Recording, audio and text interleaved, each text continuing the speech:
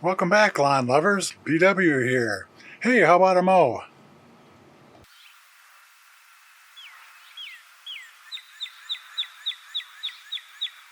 I always like to do the hand mowing first. This is the Midnight Kentucky Bluegrass renovation I did the year before last. I tend to baby it a little because it's the thickest, nicest grass I have, and it's an unbelievable improvement over what I used to have here. I found an old photo of what it used to look like before. But it's an early spring photo that was intended to show the snow mold damage. You can also see some dark green areas where I killed some tall fescue and then reseeded. Those areas never matched the rest of the grass, so I decided to kill the entire area and plant the Midnight Kentucky Bluegrass. There seems to be an awful lot of dead brown grass blades in it this year, and I'm not quite sure why that is. Maybe it's just the dead grass from winter, or maybe I've had some fungus issues. It's just difficult to know for sure. Anyway, that organic fertilizer I put down in my last video titled Summer Fertilizer for Cool Season Lawns should help the soil microbes to break down and decompose all of that stuff. I don't think I've shown you how I mow the grass around these big pine trees before. I just use my electric mower and go around them like this. It's pretty tedious, and I could do this job faster if I had a gas-powered trimmer. But I don't.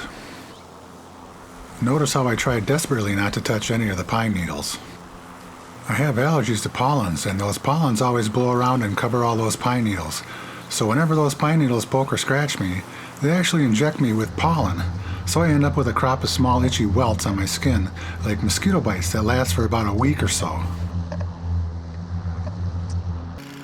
It's the first week of August now, and the lawn is looking pretty good. If you watched my last video, you saw how the lawn was looking a little thirsty a week or so ago.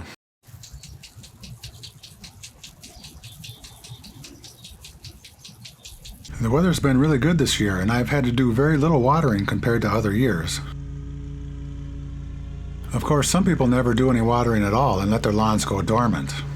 University research says that as long as a Kentucky bluegrass lawn gets at least 1/2 inch of water every 2 weeks, it will stay alive but not green. Typically, a cool season lawn will need 1 inch to 1.5 inches of water per week in the summertime to stay nice and green. I have a rain gauge and a soil moisture gauge to monitor how much water my lawn is getting. I don't necessarily try to keep it really lush and green all the time. I like to conserve a little water and save a little cash whenever I can. I will, however, give recent renovations a little more water than the rest of the lawn, and I like to keep my small front lawn nice and green. I don't have automatic irrigation, and it's almost insane to try to water a lawn this big by hand anyway. But I have the tools and the drive to do it when I need to.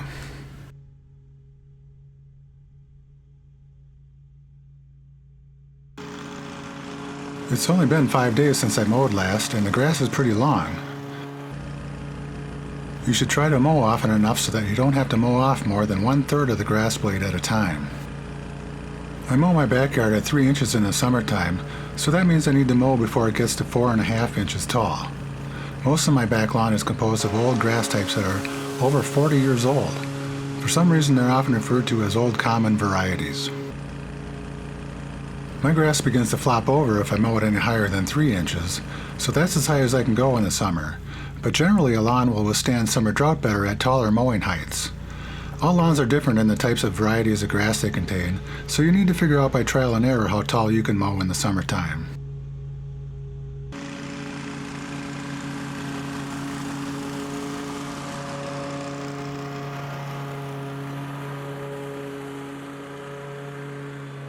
Oh yeah, one rule of lawn care I'm sure you've all heard is to always use a sharp mower blade.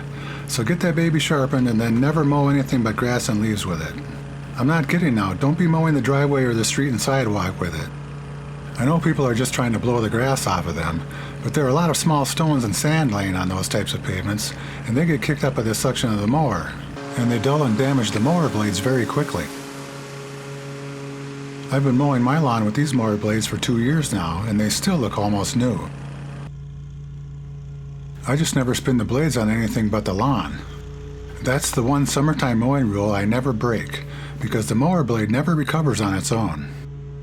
The other summertime lawn rules that we often hear about are really all just recommendations, and all of them can be broken with little harm to your lawn. The problem comes if you have a situation where you may have had some fungus damage. Then maybe you've been mowing a little too short and infrequently, and then it forgets to rain for a while, and then all of a sudden your lawn's dead. All of these things are just stressors, and if enough stressors happen together or in succession, they can add up to real trouble. So make an effort to minimize as many stressors as you can, but don't get upset if you break one or two of them now and again. Besides that, lawn renovations are kind of fun, and you end up with a brand new lawn at the end of it anyway, right? Hey, don't miss the next video. I'm going on weed patrol. Until then, do me a favor and hit that subscribe button, and then ring the bell that pops up next to it. That way you won't miss the next video. I'm pretty sure you can do it. How about a quick check on the gardens? Here's the peppers and tomatoes. Boy, I need to do some weeding. Here's my wife's flowers.